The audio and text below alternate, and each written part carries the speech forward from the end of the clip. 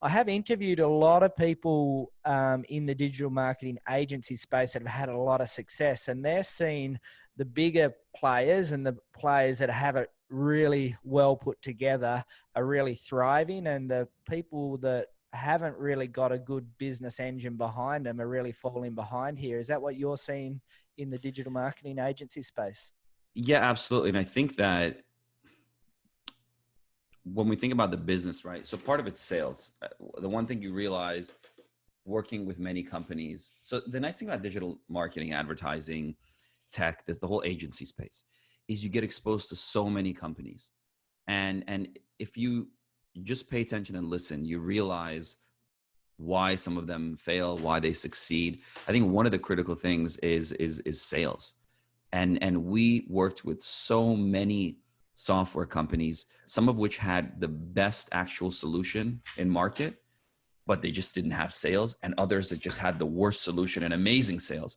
Now, obviously, you need to balance the two because you don't want attrition, and you want to maintain these clients. But to your point, the agencies that are able to understand the moment, and when I say the moment, I'm not referring just to COVID-19. What I'm referring to is changing consumer behavior and increased concentration or saturation in the marketplace. So you can't just do the same things you were doing 3 years ago and go run Facebook ads and say, we're going to give you, for example, in e-commerce, we're just going to give you the best return on ad spend or the lowest cost of acquisition, customer acquisition cost. Those things, for example, no longer are what you should focus on. It's like lifetime value. Which customers do I want to get?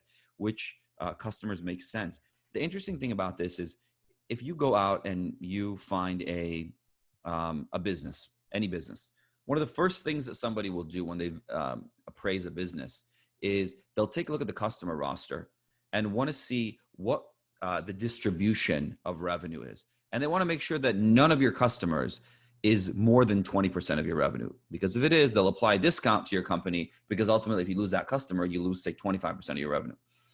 The interesting thing about it is there are all these business fundamentals, and yet when it comes to like e-commerce brands, direct to consumer, et cetera, because the focus was build, and then sell, it wasn't about an actual business that's viable. They didn't think about those things.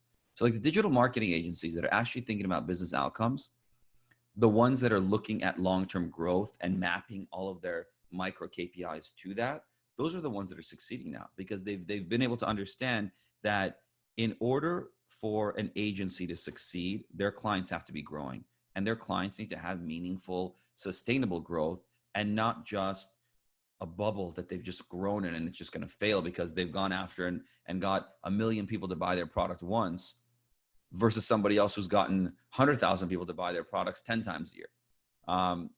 It's those sorts of things that are really important to consider. And to your point, yes, those agencies that were set up for business outcomes to begin with, were focused on the right metrics for their clients. And then ultimately the ones that have a great business and sales operational team that can get out there are succeeding. Because when things like this happen, or the GFC, brands change their behavior as well. They spend differently. They look out there to see other agencies. And so this agency churn occurs. And yes, you lose clients, but you can gain a lot of clients. And if you're positioned properly, you can gain a lot of clients from larger multinational agencies, because they just are not able to deliver the way you can, dedicating all your resources to a few clients.